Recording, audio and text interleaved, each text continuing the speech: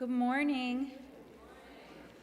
Welcome to the First Unitarian Church of Providence, where we love beyond belief. My name is Cynthia Rosengard, and I'll be serving as your worship associate today. A special welcome to those who are joining us remotely from wherever you may be, whether near or far. Despite the October-like weather, this is our first summer service. And during the summer, while our minister is away, the worship committee hosts a series of services which are led by church members and friends, with music also provided by church members and friends. This morning, we are pleased to have John Green and Raymond Chin as our speakers. Originally from Kentucky, John came to Rhode Island to study painting at the Rhode Island School of Design. John and his wife Nancy have been attending First U for over 30 years. And John says, quote, "I consider myself truly blessed to be married to the love of my life and to live on a street named Hope in this city named Providence." Raymond, who met John when they were both graduate students at RISD, now lives in Vermont with his wife. They have 2 married sons and 3 grandchildren.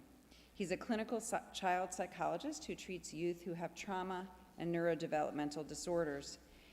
He also keeps busy with restorative justice, Thetford Hill Congregational Church, Tsuru for Solidarity, other social justice organizations, and teaches Kyudo, which is Zen archery and Tai Chi.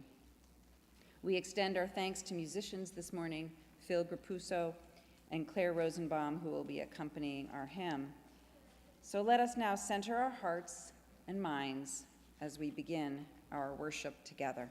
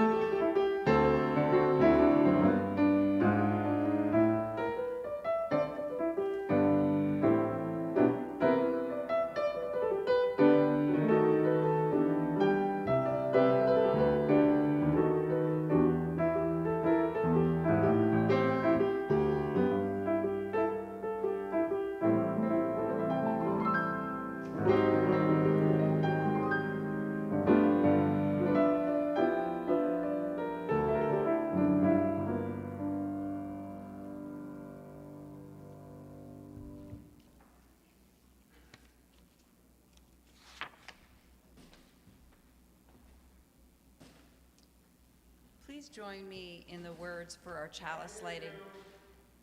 Please join me for the words printed in your order and service for our chalice lighting. This light burns also in our hearts, and it lights the path towards harmony and justice for all.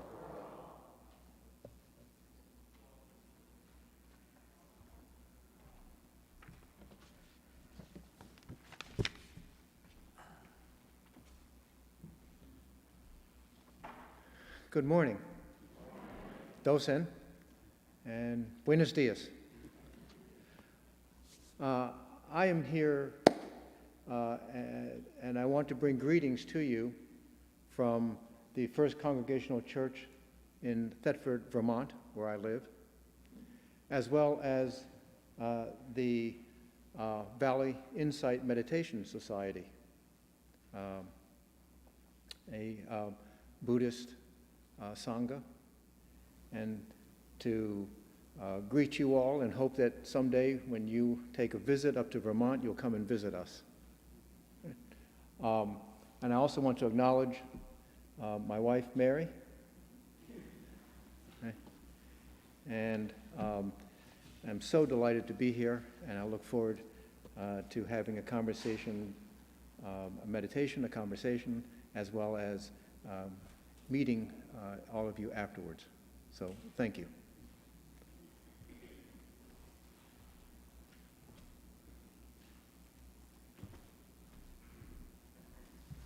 Now is the time in our service where we are able to get up and greet those who are either seated near us or across the way, and we'll also, towards the end, be waving to our folks at home. So take a few minutes to say hello to your pew neighborhood.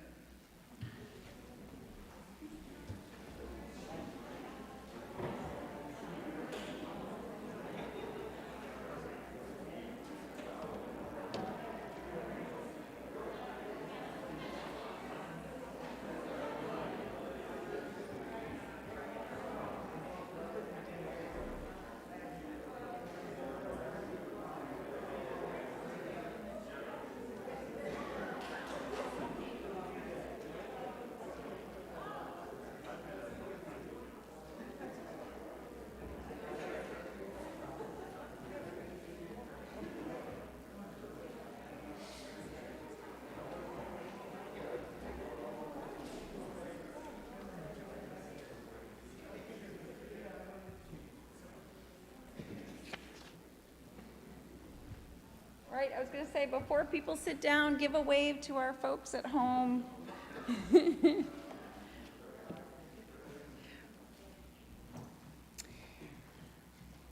And now, as we have started to do, we will read the church covenant together, also printed in your order of service. We, the members of the First Unitarian Church of Providence, with respect for the worth and dignity of each person, with wonder at the light we know by many names, and with gratitude for our deep connection to each other and to the larger web of existence, covenant to walk together in our search for truth, seeking the paths of wisdom, compassion, and justice. And now, please stand as you're able and join in singing hymn number 169, We Shall Overcome.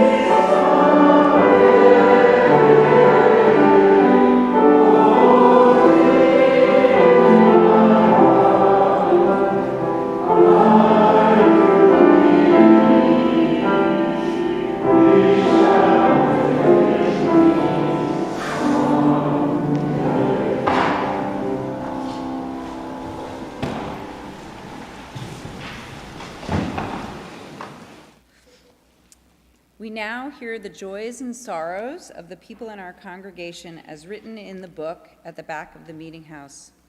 Our partner church in Transylvania carved the beautiful candlestick pedestal for the large candle from which we light all of our individual candles of joy and sorrow. A candle of celebration for Father's Day and for Juneteenth. Sharing my joy to have spent Pride with my wonderful LGBTQIA+ friends, feeling the warmth of community. Friends, let us rest in gladness that we have each other to share in our joys and sorrows. It makes all the difference. And in the words of Mary Oliver, to live in this world, you must be able to do 3 things: to love what is mortal, to hold it against your bones, knowing your own life depends on it, and when the time comes, to let it go, to let it go. And now Ray is going to offer us a meditation.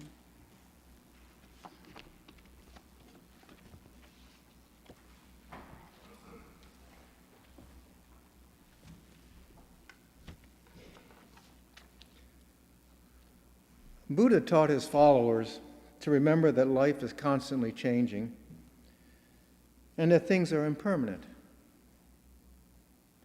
Also, that one's actions have an effect on everyone on this planet. He put these principles into 5 recollections to be practiced daily. So I'm going to repeat them twice.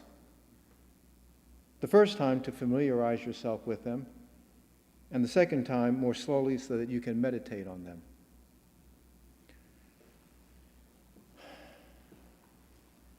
Gently breathing, I lovingly remember that this body is aging. Gently breathing, I lovingly remember that this body is vulnerable to illness.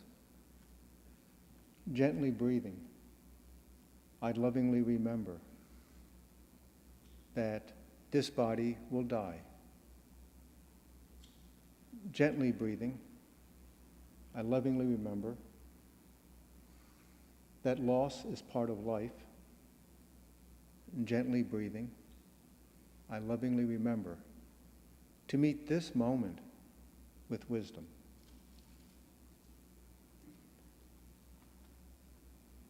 Gently breathing, I lovingly remember this body is aging.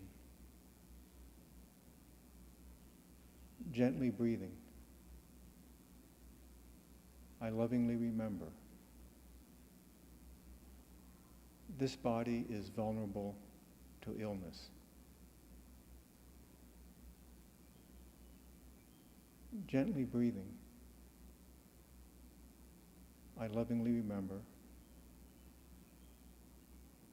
this body will die. Gently breathing, I lovingly remember that loss is part of life.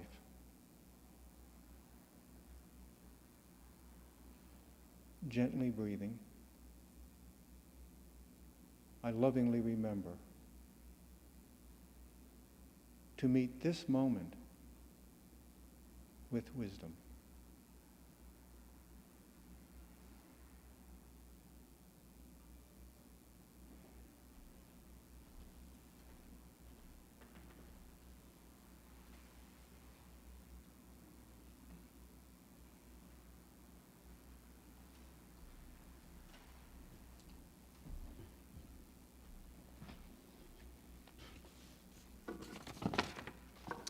Good morning, everyone. I'm just thankful to have you all show up today, and happy Father's Day and happy Juneteenth to everybody. I'm very grateful to have my wife, Nancy, and my son, Adam, and his partner, Matt, here this morning. You can turn it so they can see. Okay. Thank you. I have prepared for your consideration this morning something I've entitled Comfortably Numb. And as always, I come before you in the spirit of sharing and in the spirit of healing. On November 19, 1863, Abraham Lincoln took part in the dedication of a cemetery which was located at the site of a pivotal Confederate defeat. Standing upon the now silent battlefield of Gettysburg, our 16th president would address not just his audience that day, but posterity for all time. He did so through an inspiring as well as an affirming eloquence about a new nation conceived in liberty and dedicated to the proposition that all men are created equal. He went on to conclude that government of the people, by the people, for the people, shall not perish from the earth. It must be said, however, that from the very beginning of our tumultuous history in this stolen land, we've managed to legalize and legitimize so many forms of bigotry and injustice.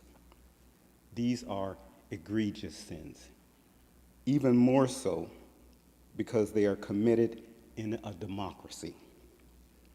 As a result, plausible arguments have been made to the effect that the America Lincoln invoked at Gettysburg has never truly existed. When I examine the history of our political discourse, it is self-evident that we, the people, have by and large grown accustomed to decision-making based more along the lines of political expediency rather than, say, the golden rule, let alone synchronicity with the stated founding principles of this republic. Now, don't get me wrong. The cornerstone of our political discourse involves compromise, but there is a distinction to be made between compromise and being compromised. We are no better or wiser than any of our fellow tenants who share this planet, because we too make our fair share of mistakes.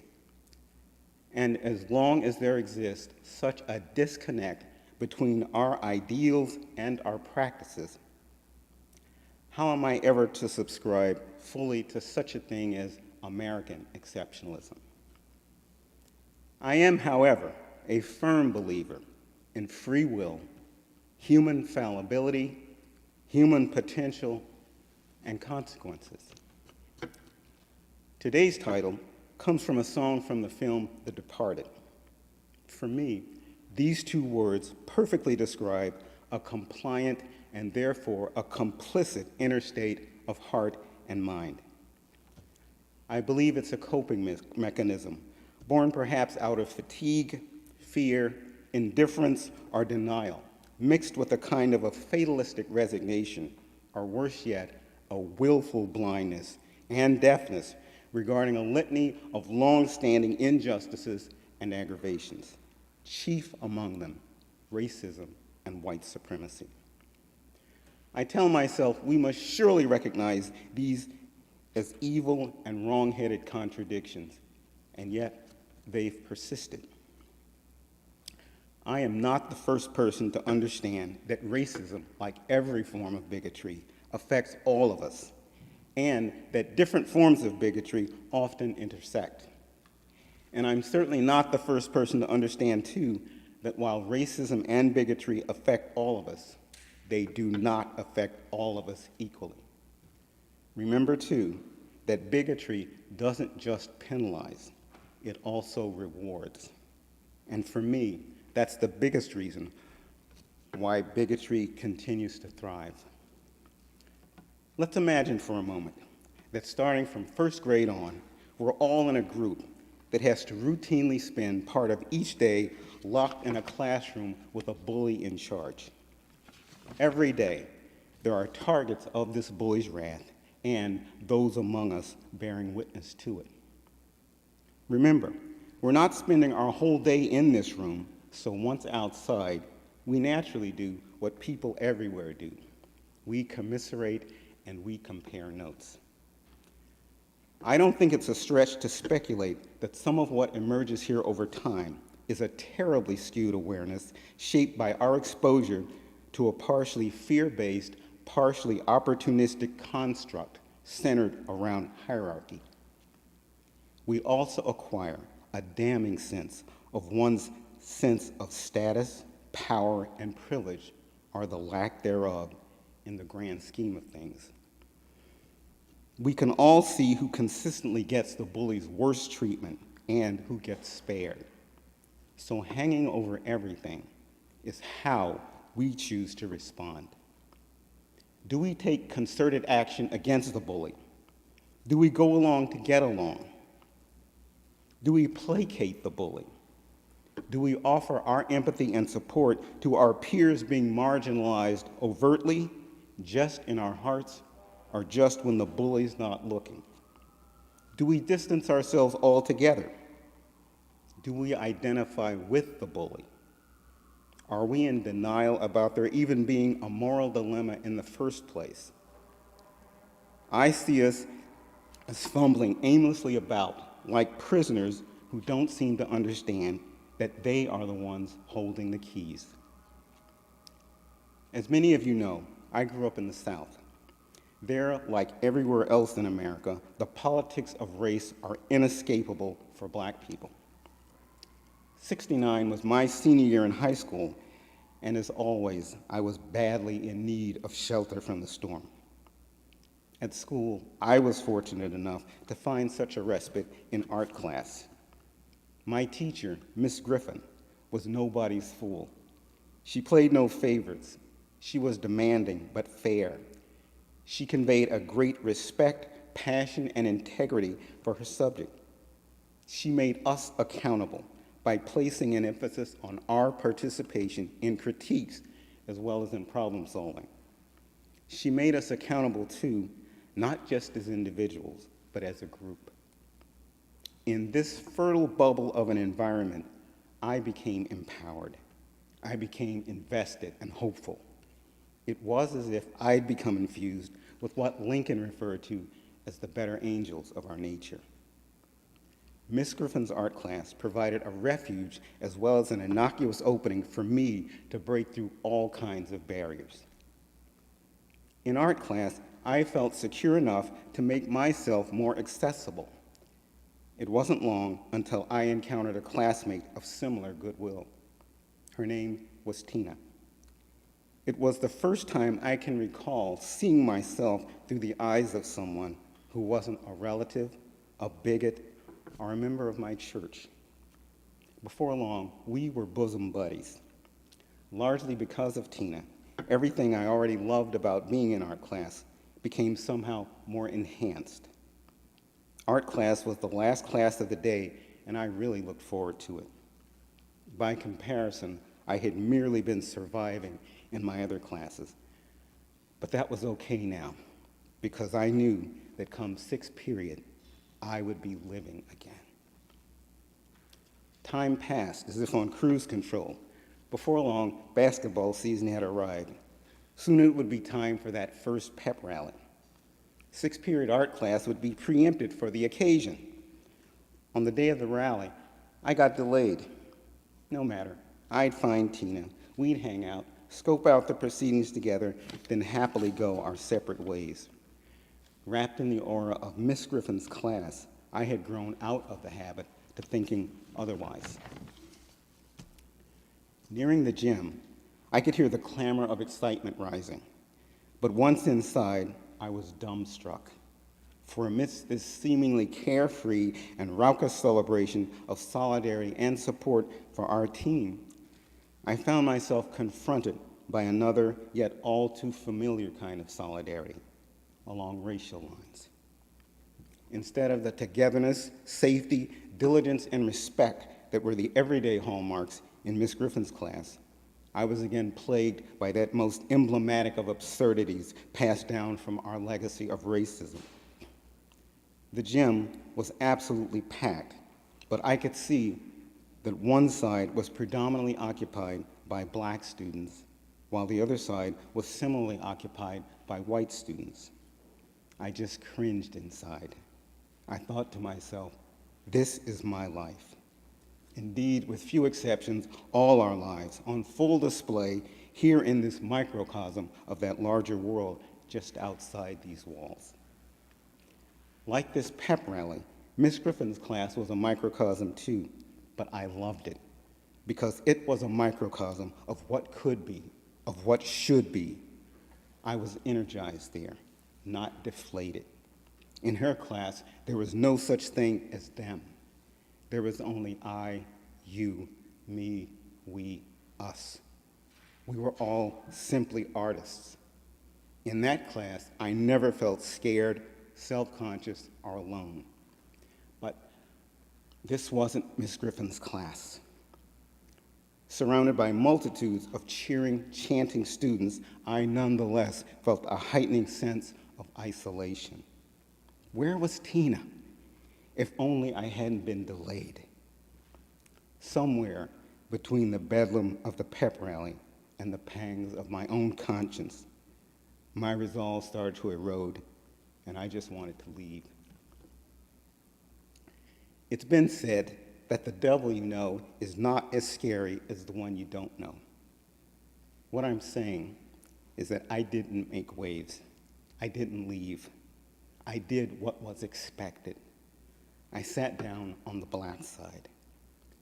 Dejected and disappointed with myself, I sat there staring blankly at the band and then across to the other side, where the majority of my white classmates had congregated. And there was my friend Tina, smiling broadly and waving frantically to get my attention. Automatically, I waved and smiled right back, as if at long last, everything had once again been made right. But gradually, the smile left my face, and I stopped waving.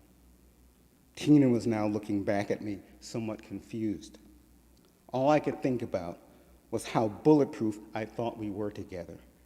I thought about the strength and the validation we both gained from a friendship we clearly valued. But it was just as obvious we weren't equipped to prevent the sanctity of our friendship from being compromised by the sordid politics of race. We'd both opted instead to deal with this ongoing situation by choosing the same expedient solution, which wasn't really a solution at all. We weren't ashamed of our friendship, but in this moment, we were obviously much more invested in maintaining appearances rather than risk upsetting the apple cart. We were hiding in plain sight. Long story short, I don't ever remember talking about this with anyone, Mom, Dad, Miss Griffin, or Tina. And I can't recall any ensuing problems with Tina over this. In class, we carried on as if nothing had changed, but I had changed. I now had a profound sense of failure and guilt over having dropped the ball. Why couldn't I be as brave outside of class? I also began to suffer from a combination of anxiety and tension headaches, especially when a pep rally was imminent. As I said, I hadn't spoken a word to anyone about what I was going through. But one day, Miss Griffin gave me the opportunity of staying in class to work on projects instead of attending any pep rally. Was she psychic? Or maybe I wasn't as good as I thought about hiding my feelings. All I know for certain is that she had thrown me a lifeline, and I am forever grateful. Graduation came, and we, of course, went our separate ways. Some 36 years later, my mother passed away. After her funeral, I walked back through the church. I had never seen so many flowers. For some inexplicable reason, I was drawn to a bouquet of white flowers. Of course, there was a note attached addressed to the family. The writer offered their condolences, but this note mentioned me by name and was signed by Tina. I looked around frantically for her, but to no avail. There was no point in speculating about why she didn't come in person. I sat down, touched by her kindness, but even after all these years, it very much felt like we were still sitting on opposite sides of the gym. In Miss Griffin's class, I was given some keys and some valuable insights in how to become not just a better artist, but more importantly, a better person. For me, Miss Griffin's conduct answered that age-old question, am I my brother's keeper? Am I my sister's keeper? If we sincerely mean to free ourselves from the stasis of being comfortably numb, then the answer has to be yes. We are all simply human beings, and we find ourselves heirs to a terrible bind. But we need not be confined by it, because after all, we are the ones holding the keys. Thank you.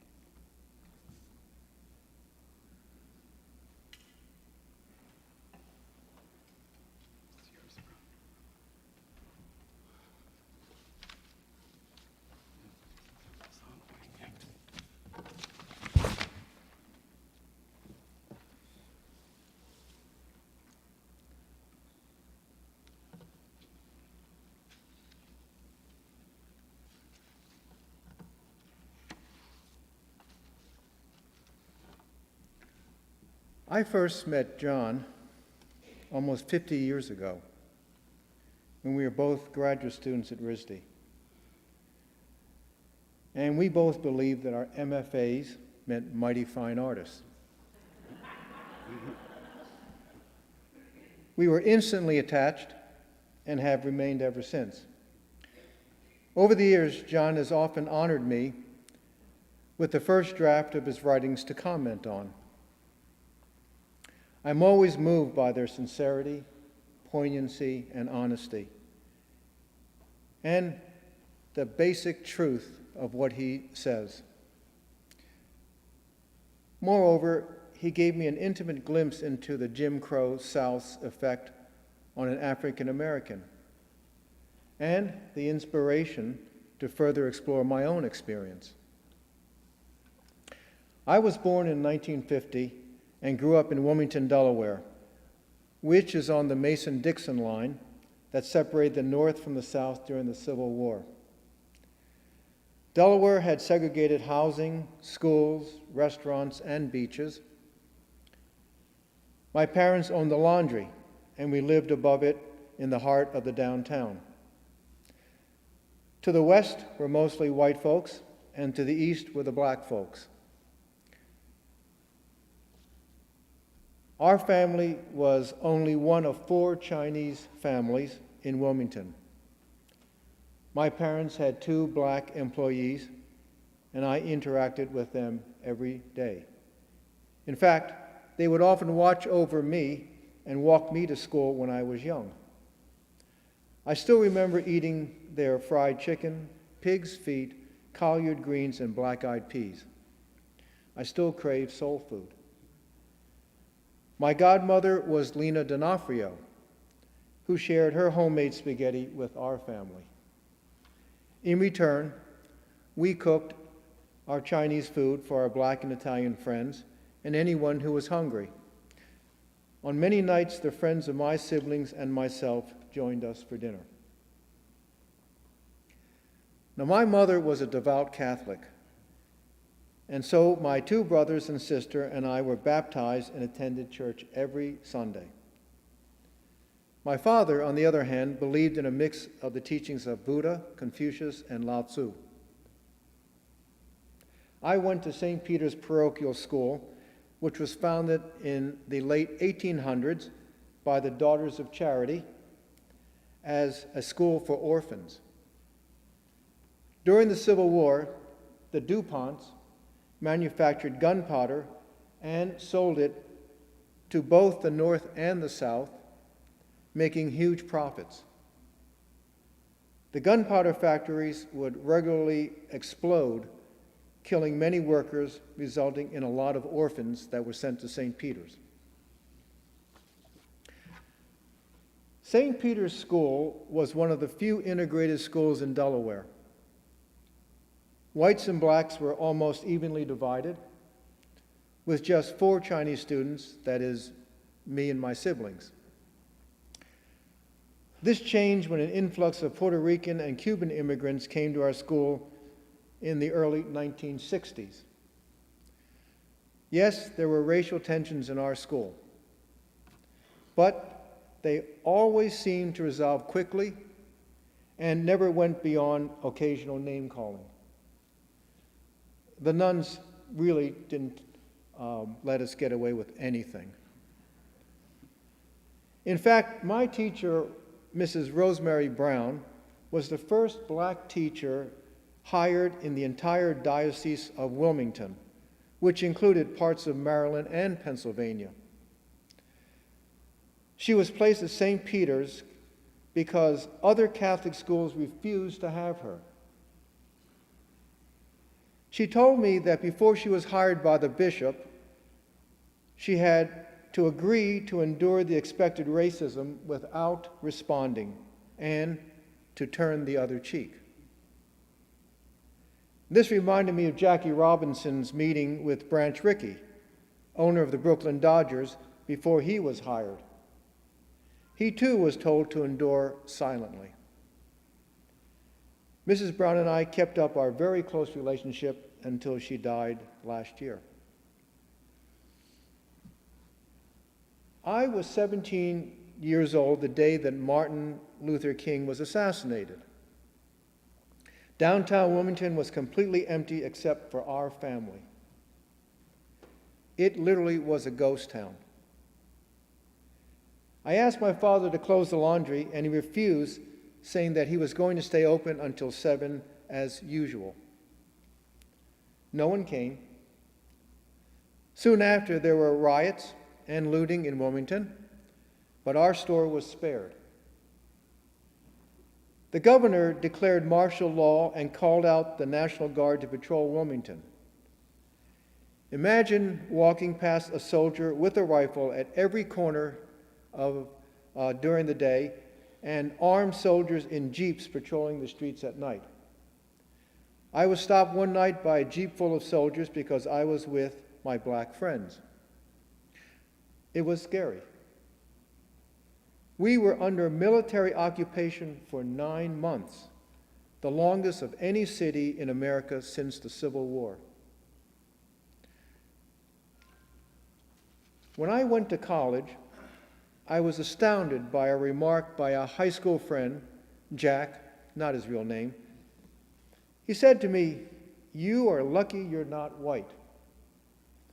His remark not only surprised me, but countered my occasional longing to have been born white to escape the racism I often experienced growing up. I asked what he meant, and he said that he was angry at his father, who was a slumlord in Wilmington, and the way his father mistreated his black tenants. Jack understood that he benefited from his father's economic violence, and it caused him to feel shame.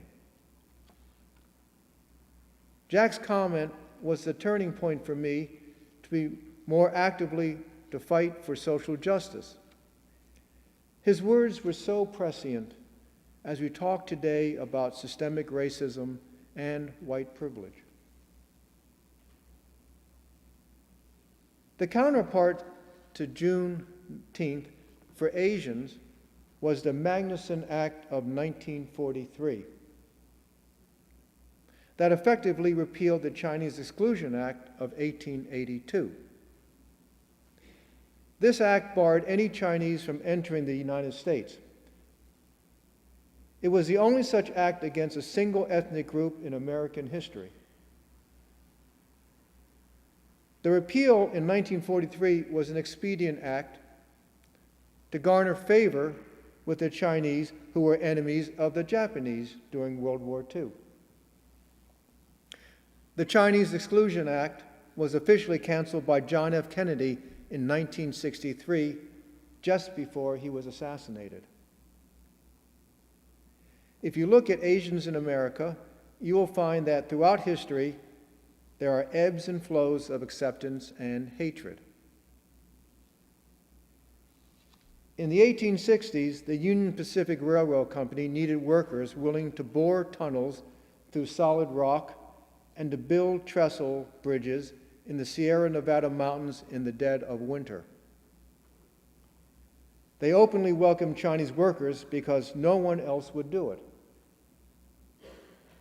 My great-grandfather was one of them. Their work was so phenomenal that there was a petition in California to bring more Chinese into America. But as soon as the railroad was completed, they sought other work and were then seen as a threat. Chinese workers were often used as scabs when white workers went on strike. The whites retaliated by looting, burning, and sometimes murdering the Chinese. The next cycle of acceptance, followed by hatred, was during the 1960s civil rights movement, when the Asians were described as, quote, model minorities, as a comparison to denigrate African Americans. Of course, this caused friction between Asians and blacks, just as the white supremacists had hoped. The best example was the Los Angeles riots of 1992, following the police beating of Rodney King. Mostly blacks began looting and attacking Koreans in Koreatown. Almost half of the Korean businesses were burned, and no police or firefighters intervened for days. The mayor and the police were relieved to take the spotlight off the 4 police officers who beat Rodney King and put it on the rioters. The next cycle of hate came with the downturn of the American auto industry, as Japanese car manufacturers began outselling Detroit. Anti-Japanese rallies with car bashing of Toyotas and Nissans were frequent. Vincent Chin, who was Chinese American, was mistaken as Japanese and murdered by 2 disgruntled auto workers in 1982. The 2 were found guilty, but neither served any jail time. This travesty harkens back to a century-old law that forbid any person of Native, African, or Asian descent from bringing charges against a white man. I had just moved to Michigan the year before to pursue my doctorate in psychology, and this left me looking over my shoulder all those years.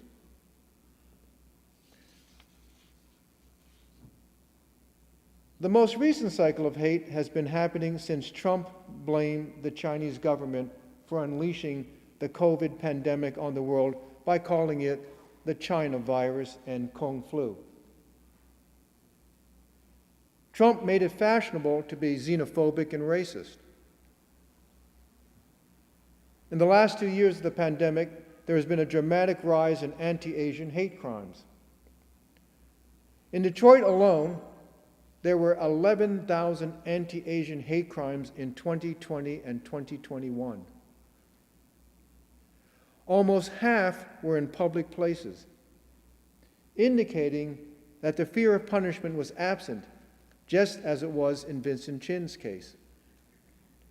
Similarly, after 6 Asian women were gunned down in Atlanta last year, the police chief said the shooter had a quote-unquote bad day.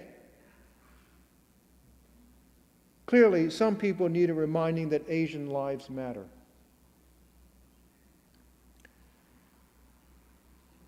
Today, John and I are here to confront you with the real history of America that racists would like to expunge from textbooks and classrooms.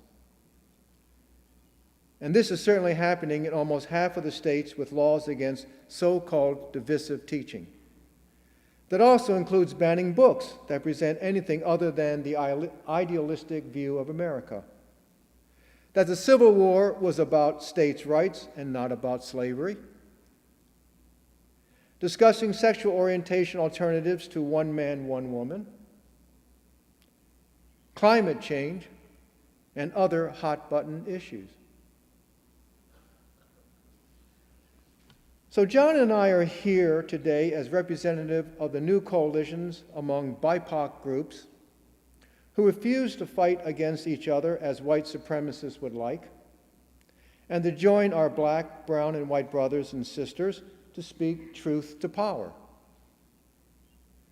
Only working in concert can we defeat those forces who spread hatred, lies, and pain, most often out of fear or greed for money and power.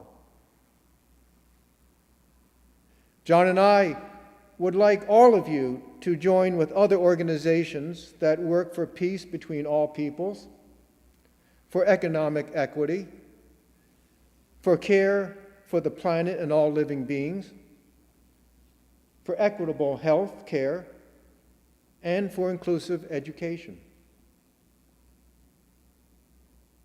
I belong to Suru for Solidarity, that is mostly Japanese Americans who are protesting the detention camps along the southern border because they know the history of 125,000 Japanese Americans who were sent to prison camps during World War II by the U.S. government. Suru for Solidarity is also working with Black Lives Matter to support their efforts for reparations to African Americans for their centuries of slavery.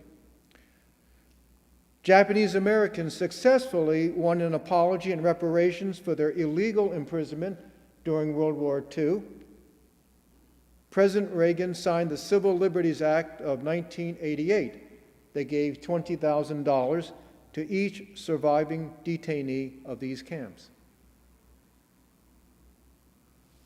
Finally, John and I would like everyone, especially white folks, to talk about race with their family members.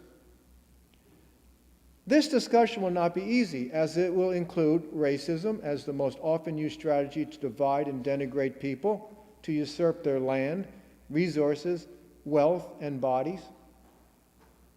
Racism is used to promote the fear of the other, to create a threat based solely on the fiction of race as a concept.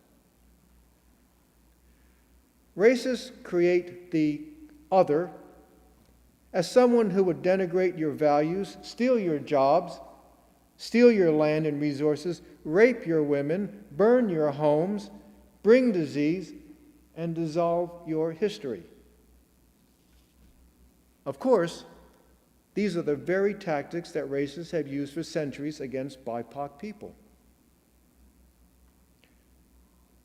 Opening the conversation within families is the only way to effectively counteract the flood of misinformation, conspiracy theories, and hate speech. This conversation is what all BIPOC parents have with their children. The talk, with a capital T, is given regularly by black parents with their children that covers everything from how to talk to police during traffic stops, being scrutinized when shopping, earning less than a white person doing the same job, redlining, and so on. Simply put, it is a survival guide to living in a hostile America. Encourage your children to talk to someone who doesn't look like them, talk like them, or dress like them. Children's natural curiosity will take over, and soon they will find that they have more in common than they do different. If enough people do this othering and selfing, then othering and selfing will end and be replaced by togethering. Together, we can achieve great things. We can solve climate crisis. We can create equitable health care. We can feed everyone. We can house everyone. And we can achieve planetary peace. Thank you.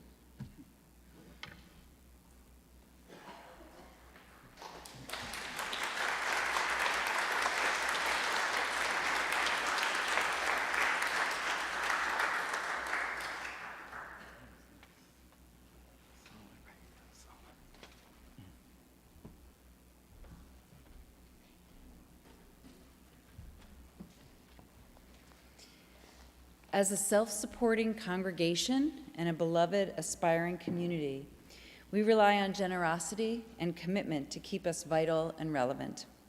Our weekly offering is a manifestation of our faith and an opportunity to practice generosity and dedication in a small way that adds up to an important part of our capacity here at First U. We invite you to join in the spirit of love and open-handedness as the offering for the mission and vision of the church is now gratefully received. As always, thank you for all that you give, all that you do, and all that you are.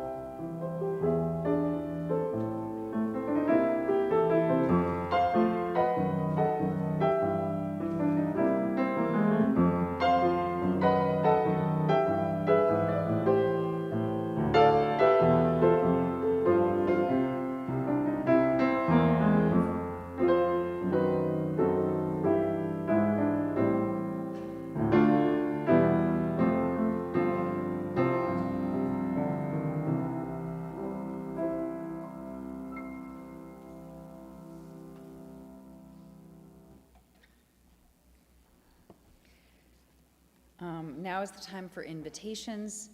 The first invitation is that we will have refreshments outside in the breezeway after the service.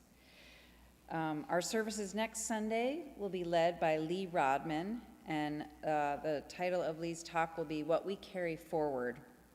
Asking what our ancestors might mean to us and how we live our lives, Lee Rodman will offer her own answer to this question, reflecting on the gifts and challenges that her ancestors have passed down to her and how this has shaped her values and actions.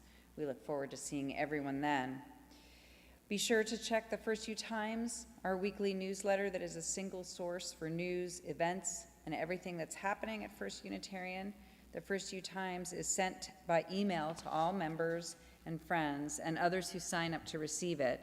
You can access it and sign up through our church website or fill out a guest registry form at the welcome table in the meeting house. And now is the time for our chalice extinguishing. Again, the words are in your order of service. Carry the flame of peace and love till we meet